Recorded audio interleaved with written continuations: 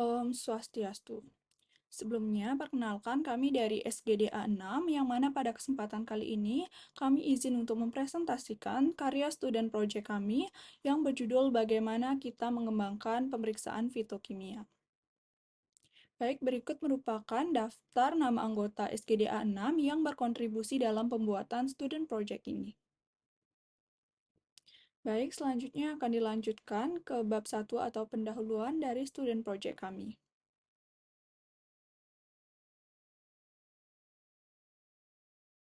Baik, perkenalkan, saya Maldini Aryana dengan 3 digit NIM terakhir 034, di mana pada kesempatan kali ini saya akan membahas mengenai bab 1, yaitu latar belakang. Untuk latar belakangnya sendiri, obat tradisional saat ini banyak dimanfaatkan penggunaannya sebagai alternatif pengobatan oleh masyarakat Indonesia. Dan untuk salah satu obat tradisional yang saya digunakan adalah obat tradisional yang berasal dari tumbuhan. Dan menurut Organisasi Kesehatan Dunia atau WHO, sampai saat ini sekitar 80% populasi masih bergantung pada obat tradisional yang berasal dari tumbuhan untuk melakukan perawatan kesehatan primer mereka. Nah, karena adanya pemanfaatan obat tradisional dari tumbuhan, diketahui pada tumbuhan itu terdapat suatu senyawa bioaktif nabati yang diproduksi secara alami yang disebut dengan fitokimia. Nah, karena adanya perbedaan komposisi senyawa fitokimia pada tanaman, maka dari itu diperlukannya sebuah screening atau pemeriksaan fitokimia, di mana screening ini dilakukan untuk mengidentifikasi senyawa fitokimia yang tergantung dalam suatu tumbuhan. Dan di Indonesia sendiri, pemeriksaan fitokimia ini berkembang dengan pesat. Oleh karena itu, kami sebagai penulis tertarik untuk membahas mengenai bagaimana kita mengembangkan pemeriksaan fitokimia yang nantinya akan dijabarkan dan dijelaskan satu persatu oleh teman saya berikutnya. Baik, berikut merupakan rumusan masalah desis dan project kami yang telah tertera pada layar. Dan ini merupakan tujuan dari penulisan studi project kami yang akan nantinya dibahas satu persatu juga oleh teman-teman saya berikutnya. Baik, kemudian untuk manfaat penulisan, di mana ada manfaat teoritis dan ada manfaat praktis yang sudah tertera pada layar. Baik, selanjutnya akan dilanjutkan dengan pembahasan bab 2, yaitu berupa tinjauan pustaka dari student project kami.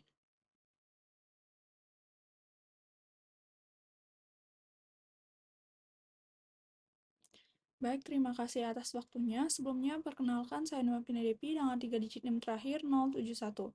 Baik, pada kesempatan ini saya izin untuk menjelaskan terkait dengan definisi dari pemeriksaan fitokimia.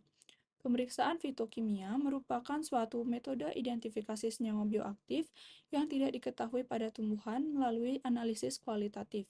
Pemeriksaan fitokimia merupakan tahap awal dalam penelitian fitokimia yang bertujuan untuk memberikan gambaran mengenai golongan senyawa yang terkandung dalam tumbuhan yang diteliti. Pemeriksaan fitokimia pada tanaman obat berfungsi untuk mengidentifikasi senyawa aktif yang bermanfaat bagi kesehatan tubuh atau efek positif obat herbal. Nah, selain itu, pemeriksaan ini juga dapat digunakan untuk mengidentifikasi senyawa aktif penyebab toksin atau efek negatif obat herbal. Mungkin sekian yang dapat saya sampaikan. Terima kasih.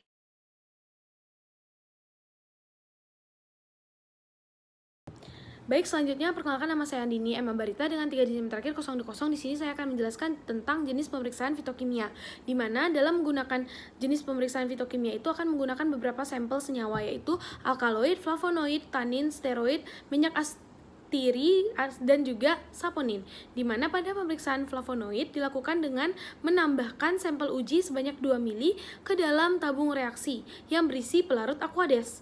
Selanjutnya, ke dalam larutan tersebut ditambahkan serbuk magnesium sebanyak 0,1 mg dan 5 tetes HCl pekat. Identifikasi alkaloid juga dilakukan melakukan uji kimia makrokimia, di mana di komponen-komponen dalam bagian tumbuhan dilarutkan menggunakan reagen Meyers dan juga Dragendorf, di mana sebanyak 2 mili sampel akan dilarutkan dengan tabung reaksi menggunakan pelarut aquades. Lalu reagen Meyer akan diteteskan ke tabung reaksi A dan reagen Dendorf akan diteteskan pada tabung reaksi B. Selanjutnya, pemeriksaan tanin juga dilakukan dengan cara menambahkan sampel uji sebanyak 2 mili ke dalam tabung reaksi yang berisi pelarut aquades. Lalu akan diperkaya 1 atau 2 tetes dengan FeCl 1%.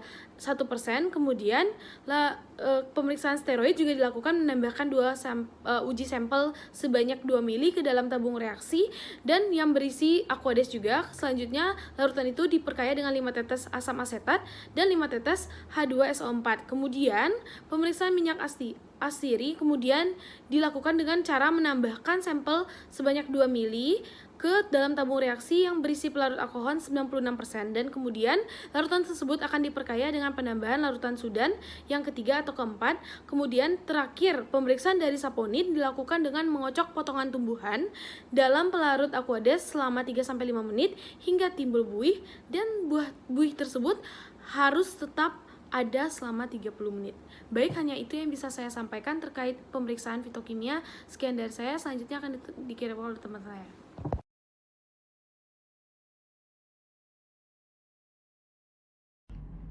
Terima kasih atas waktunya. Perkenalkan, nama saya Putu Cisa Purnama di Wirah Jasa dengan 3 digit NIM terakhir 219. Di sini saya akan menjelaskan tentang metode. Untuk metode yang pertama ada kromatografi lapis tipis atau KLT.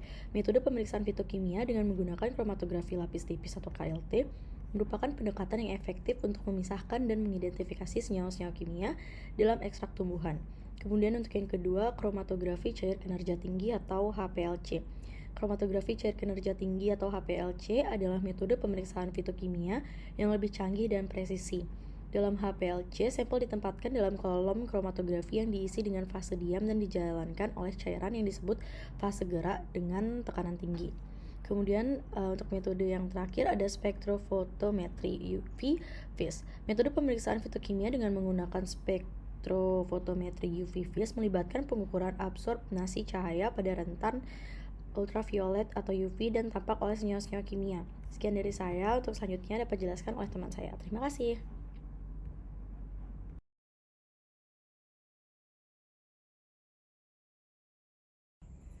Perkenalkan, saya Ana Agung Yusri Elmira dengan 3 digit NIM terakhir 183. Di sini saya akan menjelaskan tentang parameter pemeriksaan fitokimia. Berikut adalah beberapa parameter atau aspek utama yang diperhatikan dalam pemeriksaan fitokimia yang total ada 9. Yang pertama ada komposisi kimia, yang kedua teknik ekstraksi, yang ketiga ada kuantifikasi, yang keempat aktivitas biologis, yang kelima sumber dan variabilitas tanaman, yang keenam ada toksisitas dan keamanan, yang ketujuh efek sinergis, yang kedelapan standarisasi, dan yang terakhir adalah pengetahuan etnobotani dan tradisional. Mungkin sekian yang dapat saya sampaikan. Terima kasih.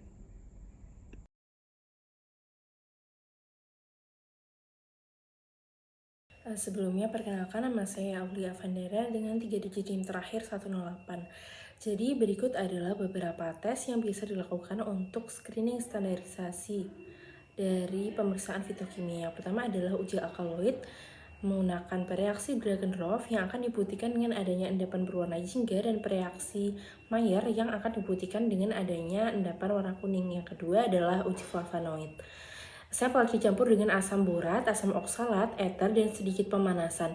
Larutan akan berfluorensi kuning intensif ketika diamati dengan sinar UV. Kemudian yang ketiga ada uji fenolik, sampel dicampur dengan metanol dan larutan FeCl 5% akan menghasilkan warna biru, hijau, ungu, atau kemerahan. Kemudian yang keempat ada uji saponin dengan mencampurkan etanol padat dengan 5 mili aquades dan larutan HCl 1 mol. Dengan pemanasan akan terbentuk buih. Yang kelima adalah uji tanin. Sampel ditambahkan larutan besi 3 klorida 10% menunjukkan warna biru tua atau hitam yang menunjukkan adanya tanin dan polifenol, sedangkan jika ditambahkan garam gelatin akan mengendap jika mengandung tanin. Yang keenam ada uji steroid dan tripenoid. Sampel ditambahkan dengan asam asetat anhidrat dan H2SO4 pekat. Jika terbentuk warna ungu hingga jingga dalam larutan menunjukkan terdapat senyawa tripenoid. Sedangkan jika berwarna biru atau hijau menunjukkan terdapat ada senyawa steroid. Dan yang terakhir adalah uji glikosida. Sampel diuapkan lalu dicampur dengan asam asetat anhidrat dan asam sulfat, akan terbentuk endapan warna biru dan hijau. Bagian selanjutnya akan dijelaskan oleh teman saya. Next.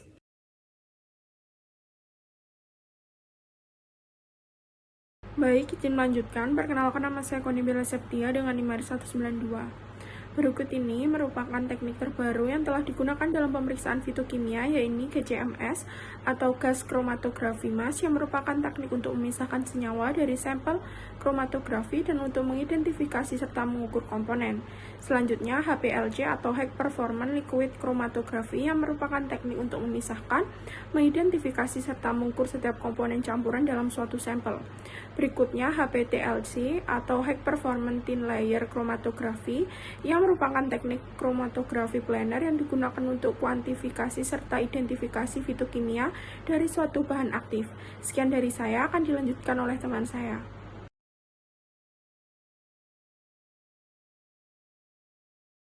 Akan saya lanjutkan perkenalkan sel Laksmi dengan yang mahir 21.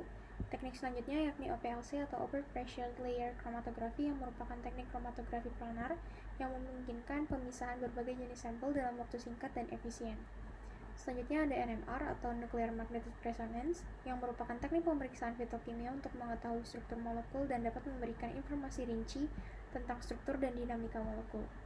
Yang terakhir terdapat X-ray crystallography, yang merupakan teknik yang dapat digunakan untuk menentukan struktur atom dan molekul suatu kristal, yang sangat berguna dalam analisis fitokimia karena memberikan gambaran yang sangat rinci tentang struktur molekulnya. Sekian yang dapat saya sampaikan, terima kasih.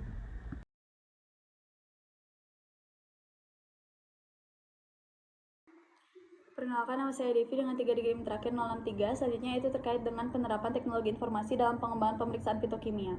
Yang pertama ada manajemen basis data, di mana basis data membantu peneliti dalam mengakses dan menganalisis data dalam jumlah besar secara efisien.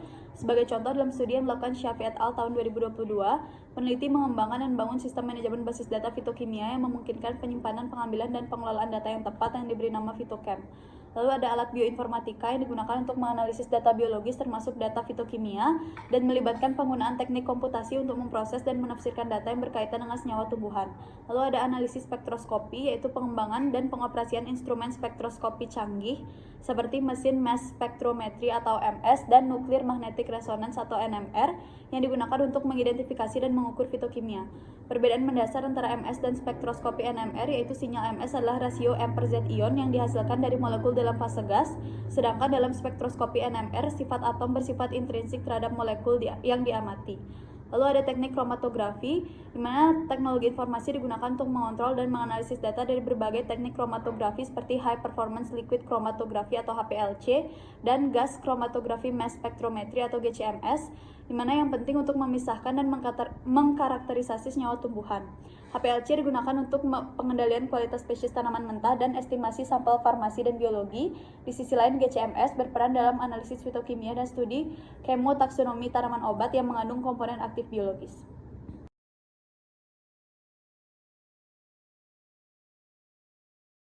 Baik, perkenalkan saya Niputu Nindya Putri Prameswari dengan 3 digit NIM terakhir 171. Saya akan melanjutkan terkait penerapan teknologi informasi dalam pengembangan pemeriksaan fitokimia, di mana selanjutnya itu ada kemoinformatika, di mana ini berperan dalam screening fitokimia, pemodelan molekul, analisis spektrum seperti Nuclear Magnetic Resonance dan Mass Spectrometry, dan juga berperan dalam prediksi aktivitas biologis. Selanjutnya itu ada Electronic Lab Notebooks, di mana ini merupakan alat digital yang berperan dalam pengembangan pemeriksaan fitokimia dengan memudahkan pencatatan data, meningkatkan efisiensi laboratorium, memfasilitasi kolaborasi antar peneliti, dan juga meningkatkan keamanan data. Selanjutnya itu ada studi genomik dan metabolomik, di mana teknologi informasi itu berperan terhadap analisis data genom dan metabolomik yang berkaitan dengan tanaman untuk memahami dasar genetik produksi fitokimia, yaitu komposisi molekuler dan regulasinya. Di mana integrasi dari teknologi-teknologi ini secara signifikan telah mempercepat proses penemuan senyawa-senyawa bioaktif dan pengembangan metode analisis fitokimia yang lebih modern. Baik, sekian dari saya. Selanjutnya akan dikeluarkan saya. Terima kasih.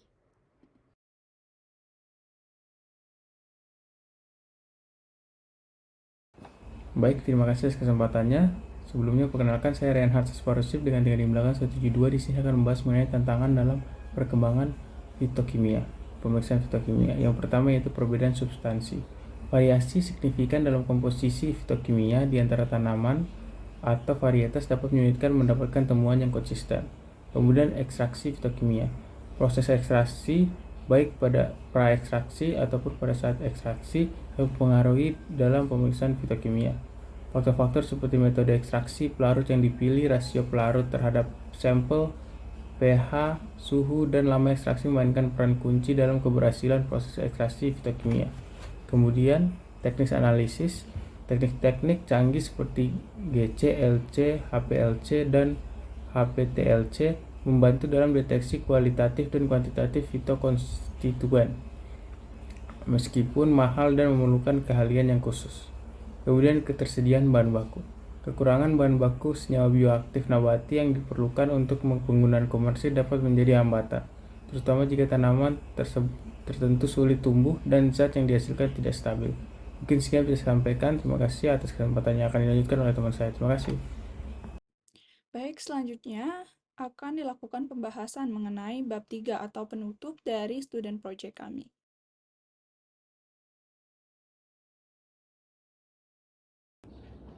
Baik, terima kasih atas waktunya. Perkenalkan, saya Gusti Wakasari Barika Kurniawan dengan NIM 157. Yang bisa saya akan menjelaskan mengenai simpulan.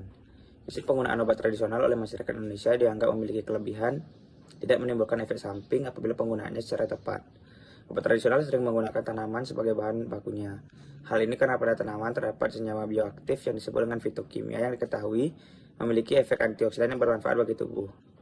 Untuk menjadikannya obat tradisional, diperlukan kajian ilmu yang mempelajari mengenai sifat dan interaksi senyawa kimia yang terkandung dalam tanaman yang selanjutnya dikenal sebagai fitokimia.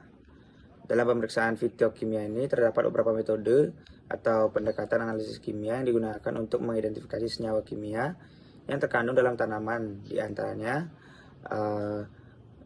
kromatografi lapis tipis atau KLT, kromatografi cair kinerja tinggi atau HPLC, dan spektrofotometri UV phase. Dalam mengidentifikasi dan menganalisis senyawa bioaktif pada pemeriksaan fitokimia, terus mengalami perkembangan dalam teknik yang digunakan seperti GCMS, HPLC, HPTLC, OPLC, NMR, dan X-ray kristalografi. Baik, kemudian di sini akan saya lanjutkan dengan membacakan saran. Di sini saran yang dapat perlu diberikan kepada pembaca, yakni diperlukan kontribusi baik dari masyarakat maupun pemerintah terkait kebijakan dalam pengembangan fitokimia, baik dari pemrosesan bahan baku hingga teknik-teknik dalam pembuatannya. Mungkin sekian yang dapat saya sampaikan. Terima kasih. Baik, berikut merupakan daftar referensi yang kami gunakan dalam penyusunan student project kami yang berjudul Bagaimana Kita Mengembangkan Pemeriksaan Fitokimia.